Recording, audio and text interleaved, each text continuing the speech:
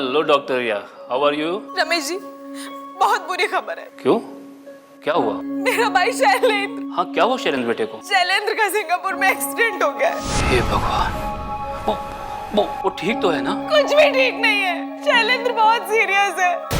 रमेश जी, मुझे समझ में नहीं आ रहा है, मगर मुझे आपकी हेल्प की जरूरत है। अरे आप बोलिए ना डॉक्टर रिया, शैलेंद्र मेरा होने वाला दामाद है, वो मेरी बेटी की जिंदगी है। अरे मैं उसके लिए कुछ भी कर सकता हूँ, बोलिए तो। सिंगापुर के हॉस्पिटल ने बोला कि तुरंत 8 लाख रुपए का इंतजाम कीजिए।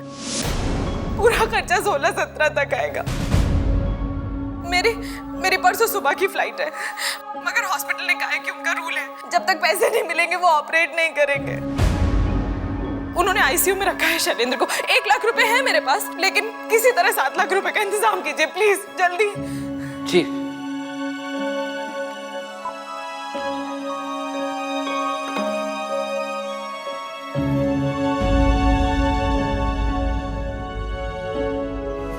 ओहो, देखिए क्या आप भी, ये चाय फिर से ठंडी हो गई।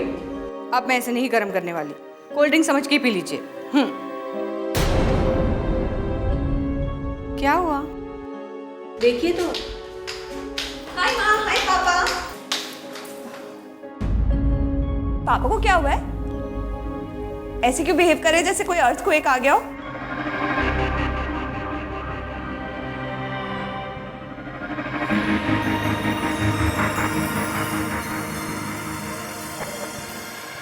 मेघना बेटी, शैलेंद्र का सिंगापुर में एक्सीडेंट हो गया है। सब ठीक तो है ना? वो सीरियस है। डॉक्टर रिया का फोन आया था, शैलेंद्र का बहुत ही कॉम्प्लिकेटेड ऑपरेशन होना है और उसके लिए डॉक्टर रिया ने हमसे 7 लाख रुपए मांगे।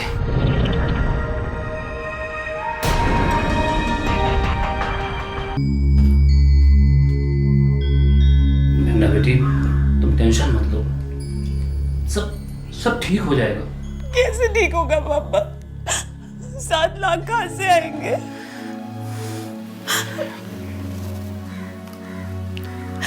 आएंगे बेटा, जरूर आएंगे। तब तक शैलेंद्र को कुछ हो गया तो मैं जिंदा नहीं रह पाऊंगी उसके बिना। मेघना और शैलेंद्र इंटरनेट पर मिले और चैटिंग दोस्ती बन गई और दोस्ती गहरा प्यार। शैलेंद्र एक कमर्शियल एयरलाइन का पायलट था। उसने एक मैट्रिमोनियल वेबसाइट पर एडवर्टाइज किया था। उसी वेबसाइट की मेघना भी सदस्य थी।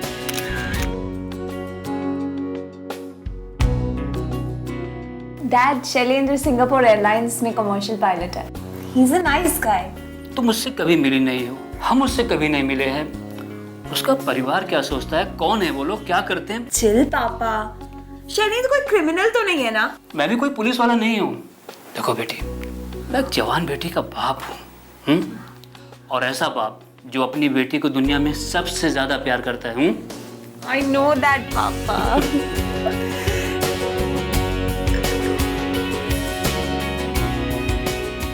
सर, मेरे भाई ने डकोटा यूएसए से अपनी कमर्शियल फ्लाइंग की ट्रेनिंग की है और 2 साल से सिंगापुर एयरलाइंस में पायलट हैं। सर, पुणे के कोरेगांव पार्क में मेरा खुद का ड्यूप्लेक्स अपार्टमेंट भी है। पुणे के ही पास कुछ लैंड है, उसमें इन्वेस्ट किया है। जिंदगी भर फ्लाई नहीं करना चाहता हूँ। ज़मीन पर रहकर करने वाले कुछ ठोस बिजनेस प्लान्स भी हैं। शैलेंद्र मेरा इकलौता भाई है सर। पेरेंट्स के एक्सीडेंट के बाद तो हम ही दोनों एक दूसरे के माँ बाप हैं। डॉक्टर रिया, एक चीज़ बताइए, आपकी स्पेशलाइजेशन क्या है? सर, मैं जनरल फिजिशियन हूँ और मुंबई में सेटल्ड हूँ। ओह, और आपकी फैमिली? ये रही मेरी फैमिली। वैसे मेरे हस्बैंड फौज में हैं और इस वक्त सियाचिन में पोस्टिंग है। डॉक्टर हैं। मेरा एक बेटा भी है, आयुष। Very good. तो सर, आप पुणे कब आने का सोच रहे हैं?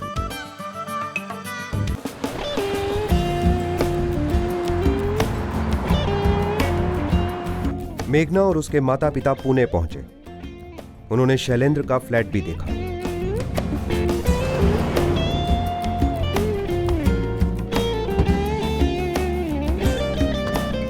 शैलेंद्र ने उन्हें अपनी जमीन भी दिखाई।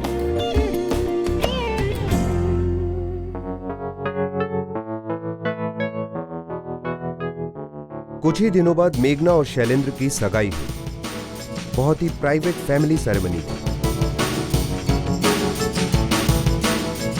आयुष कहीं दिखाई नहीं दे रहा, कहाँ है वो? अरे वो बोर्डिंग में है, उसको छुट्टी ही नहीं दी, बोले शादी के वक्त देंगे।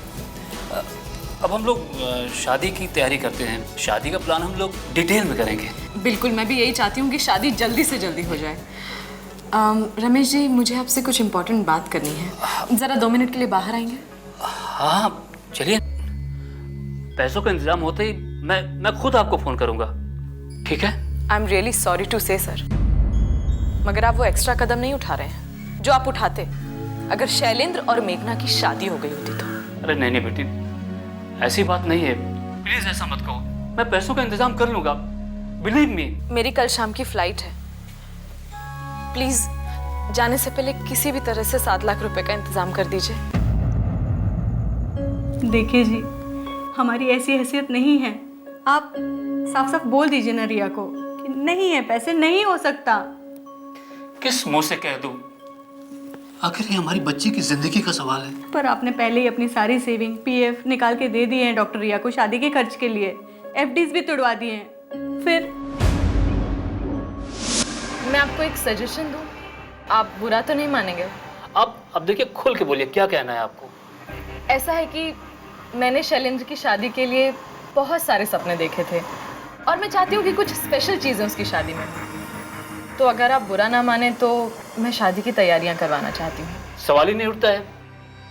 देखिए, शादी का सारा खर्चा मैं अकेले बियर करूंगा। पर रमेश जी, खर्चा कुछ 10 लाख तक आएगा, इसीलिए तो कह रही हूँ कि हम खर्चा 50-50 कर लेंगे, उसमें क्या बड़ी बात है। और वैसे भी मुंबई इतनी महंगी जगह है, सारी चीज़ें महंगी हैं। अगर अभी से हम एडवांस बुकिंग करेंगे तो थोड़ा सस्ता पड़ेगा। 3.5 लाख आप पहले ही कैश दे चुके हैं डॉक्टर रिया को, और अब ये 7 लाख की और मांग कैसे करेंगे जी? हाँ, मैं एक काम करता हूँ, मैं रमाकांत के पास जाता हूँ, वो हमारी मदद जरूर करेगा। थोड़ा थोड़ा, हाँ, इसी लेवल में आगे चले जाओ, पूरा बिल्कुल यही लेवल पकड़ के जाना। ये सब खत्म करना है। रमा, अरे रमेश, इतने दिनों बाद तू तो अपने दोस्त को भूल ही गया यार। अरे नहीं यार, तू तो जानता है कि मुझे कॉलेज से फुर्सत ही नहीं मिलती है। ऊपर से ये मेघना की शादी की तैयारियां। हाँ हाँ, समझता हूँ, पारिवारिक जिम्मेदारियां पहले, यार दोस्त बाद में। यार वो परिवार की बात थी, इसीलिए तुझसे मिलने आया था। क्या बात है रमेश, सब खैरियत तो है ना?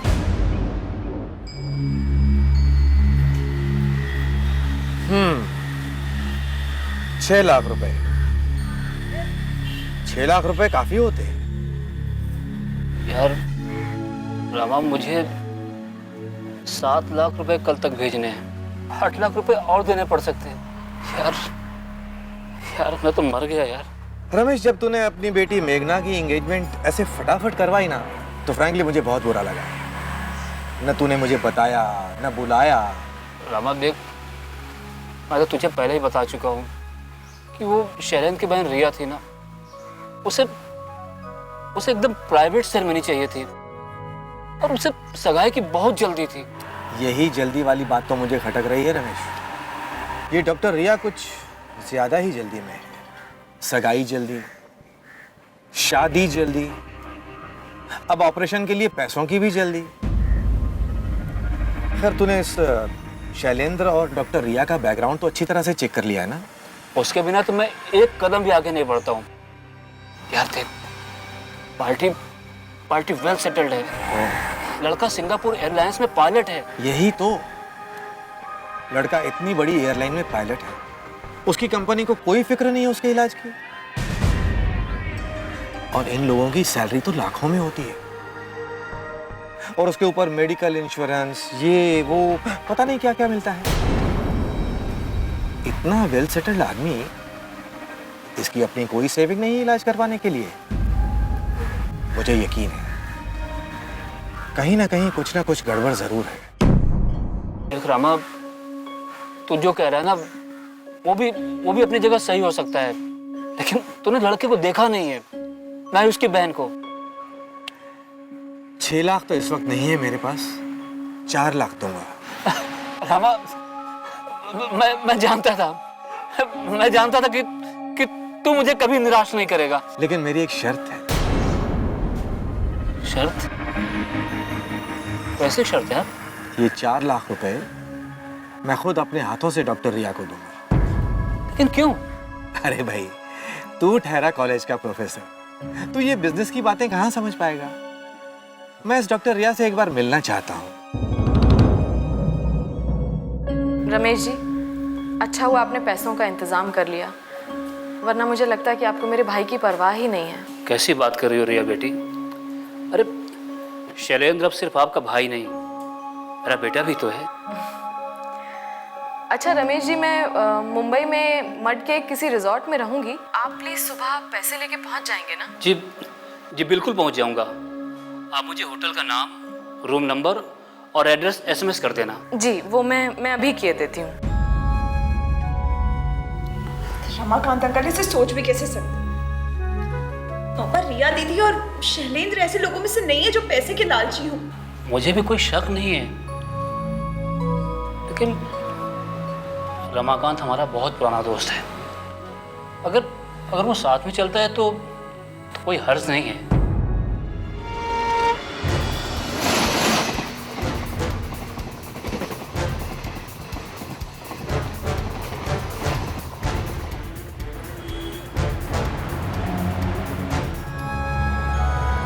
रमेश, तुमने बताया डॉक्टर रिया मुंबई में सेटल्ड है? हाँ, वो मुंबई में प्रैक्टिस करती है। अच्छा, मुंबई में प्रैक्टिस करती है। तो मुंबई में उसका अपना घर भी होगा? हाँ होगा। तो फिर पैसे लेने के लिए उसने हमें होटल में क्यों बुलाया है?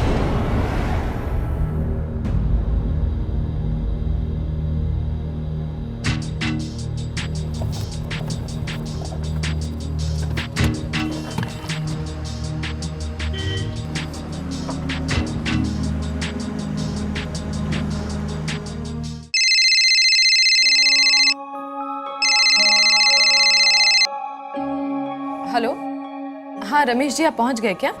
हाँ रिया बेटी, मैं होटल के नीचे खड़ा हूँ। I am sorry Ramesh ji, वो मैं मड वाले रिजॉर्ट में नहीं हूँ। एक्चुअली सुबह एक बहुत इंपॉर्टेंट इमरजेंसी आ गई, मैं आपको फ़ोन करना भूल गई। सब ठीक तो है ना? हाँ, वैसे सब ठीक है, कोई चिंता की बात नहीं है। लेकिन इस वक्त मैं रॉयल गार्डन में हूँ, तो अगर हो सके तो आप यहाँ आ जाइए, रूम नंबर 210। अच्छा सुनिए, लेकिन पैसे लेके थोड़ा जल्दी आ जाइए। मैं ऑलरेडी बहुत लेट हो गई हूँ, फ्लाइट मिस हो जाएगी। सुबह इमरजेंसी केस की वजह से मैं भूल गई आपको फ़ोन करना। ठीक है। वो होटल रॉयल गार्डन में है, उसे एक अर्जेंट काम से वहाँ जाना पड़ा। ओह, तो अब लुका छुपी का खेल खेला जा रहा है या चोर पुलिस का खेल? रामा, अब तो फिर से मत शुरू हो जाना प्लीज़। अब तो शुरू होना ही पड़ेगा। चोर को पकड़ने पुलिस को साथ लेकर जाना ही पड़ेगा। क्या बकवास कर रहा है तू रहने दे, मैं अकेले चला जाता हूँ। अगर हम ऐसे ही बहस करते रहे ना तो उसकी फ्लाइट छूट जाएगी। अरे बुद्धू, अगर तूने उसे पैसे दे दिए ना तो वो ऐसी फ्लाइट पकड़कर निकल जाएगी जो जिंदगी में कभी लैंड ही नहीं होगी। मैं तो कहता हूँ हमें सीधे पुलिस के पास जाना चाहिए। वो औरत तुम्हें ठगती जा रही है और तुम बेवकूफ़ों की तरह ठगते चले जा रहे हो। मुझे भी लगता है कि कुछ तो गड़बड़ है।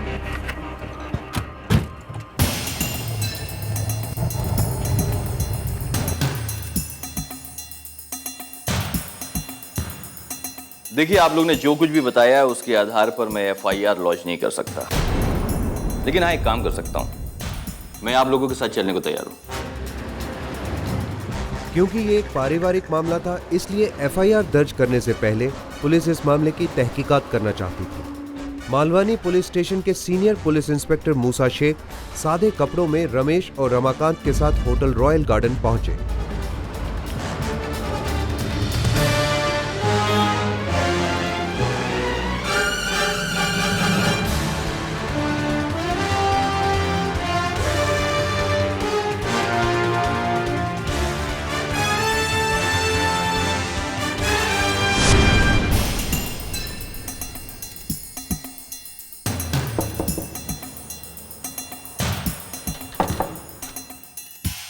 नमस्ते। नमस्ते। आइए, अंदर आइए। जी। पैसे तो लाए हैं ना? जी हाँ।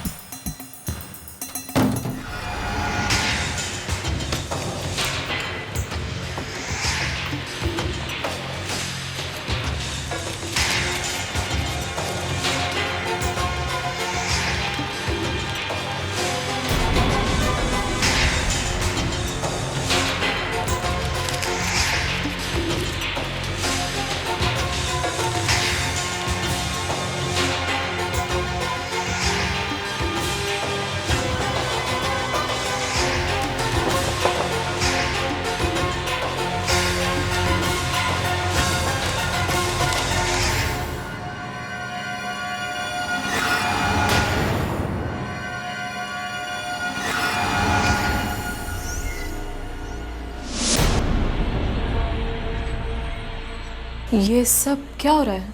कौन है ये लोग? मूसा शेख, इंस्पेक्टर मूसा शेख। ये क्या मजाक है रमेश जी? आप मुझ पर शक कर रहे हैं? मेरा भाई वहां हॉस्पिटल में आखिरी सांसें गिन रहा है। कौन से हॉस्पिटल में? मेरे कहने का मतलब है कि सिंगापुर के कौन से हॉस्पिटल में आपका भाई आखिरी सांसें गिन रहा है? वो मैं आपको क्यों बताऊं? ये हमारा जाती मामला है। और आप कौन होते हैं दखल अंदाजी करने वाले? हाँ, और एक मिनट, मैं डॉक्टर हूं, ऐसी वैसी लड़की नहीं हूं। और मेरे हस्बैंड मेजर हैं फौज में। सबको कोर्ट ले जाऊंगी, 2 मिनट में कोर्ट ले जाऊंगी। पुलिस वालों के लिए कोर्ट मायका होता है मैडम, और इससे पहले कि आप हमें वहां ले जाएं, ऐसा ना हो कि हम आपको वहां पहुंचा दें। पुलिस ने डॉक्टर रिया के पर्स और लैपटॉप की तलाशी ली।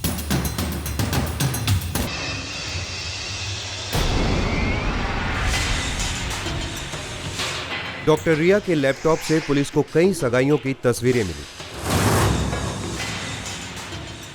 हर तस्वीर में लड़कियां अलग अलग थी, पर लड़का एक, शैलेंद्र।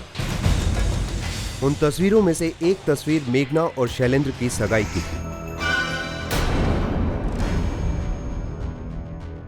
पुलिस को सिंगापुर के लिए 3 एयर टिकट्स भी मिले, जो उसी रात की फ्लाइट के थे। मिस्टर शैलेंद्र, मिस्टर आयुष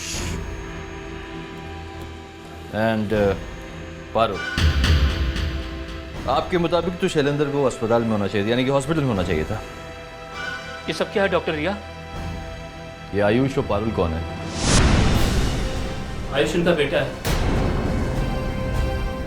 इन्होंने खुद बताया था मुझे। और पारुल? बताइए बताइए, पारुल कौन है? पारुल? बताइए डॉक्टर साहब। पारुल मैं खुद हूं।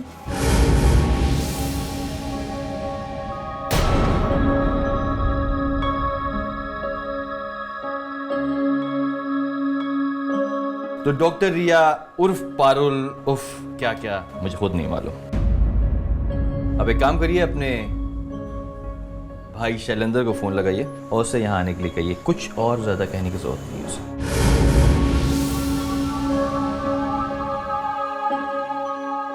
गहरी सांस लीजिए डॉक्टर रिया उर्फ पारुल। चाहिए तो पानी पी सकती हैं आप। शैलेंद्र को शक नहीं होना चाहिए, उससे सिर्फ ये कहिए कि पैसे मिल गए हैं और वो रूम पर आ जाए। फोन कीजिए।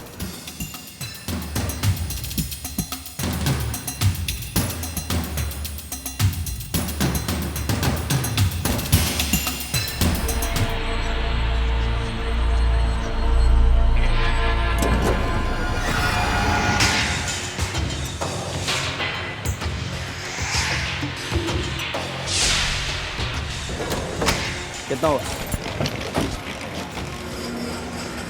यस, क्या बात है? खास कुछ नहीं, आपको गिरफ्तार करने आ रहे हैं।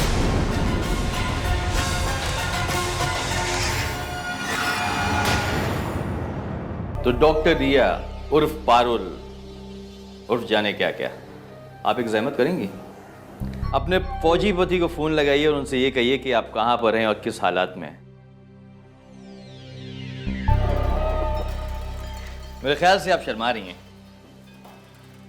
चलिए मैं उनको फोन लगा देता हूं। सिर्फ आप मुझे ये बताइए कि उनकी पोस्टिंग कहां पर है। मेरे हस्बैंड आर्मी में नहीं है। मतलब? मैं लोगों पर झूठा इंप्रेशन जमाने के लिए ऐसा कहती थी कि मेरे हस्बैंड आर्मी में है। और ये बच्चा? ये मेरा बच्चा है। और इसका बाप कौन है?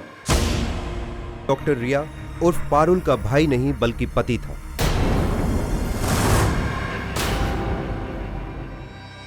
खैर, और ये डॉक्टर की कहानी क्या है? वो भी एक झूठ है सर। मैं कोई डॉक्टर वॉक्टर नहीं हूँ। सच क्या है? आप हैं कौन? वैसे हम आपके ये जो पति हैं कम ब्रदर, इनको अपने साथ हवालात ले जाएंगे, अपने हिसाब से पूछताछ करेंगे और फिर इस बार वाकई ये हॉस्पिटल में होंगे। मेरा नाम वाकई शैलेंद्र है। ये मेरी वाइफ पारुल और सर ये मेरा बेटा है, आयुष। मैं ज़रूर पायलट बनते बनते रह गया। साउथ अफ्रीका में कमर्शियल फ्लाइंग लाइसेंस की ट्रेनिंग के लिए गया था। ट्रेनिंग पूरी करके सर लाइसेंस लेने के लिए 4 लाख रुपयों की ज़रूरत थी। और सर ये फ्रॉड का आइडिया मेरा था सर। मैंने ही अपने हस्बैंड को अपना भाई बनाकर बाकी अलग अलग फैमिलीज में इंट्रोड्यूस किया था। आप दोनों ने मिलकर कितनी फैमिलीज को चूना लगाया? 3 सर। मेघना और इनकी फैमिली चौथे थे सर। पूना का फ्लैट मेरे दोस्त का है।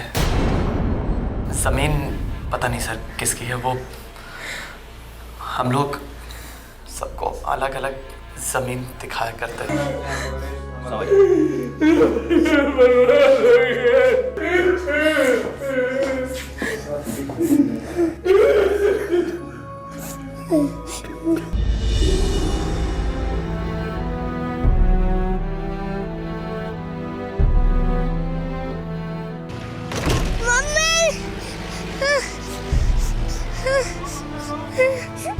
मुंबई में शैलेंद्र के परिवार के कुछ दोस्त थे। आयुष को उन्हें सौंप दिया गया। उन्होंने कुछ दिनों बाद उसे कानपुर भेजा अपने दादा दादी के पास। मेघना के पिता रमेश निकम अपने दोस्त रमाकांत के साथ भूसावल लौटे, टूटे हुए, हारे हुए। मेघना शैलेंद्र की असलियत जानकर चूर चूर हो गई।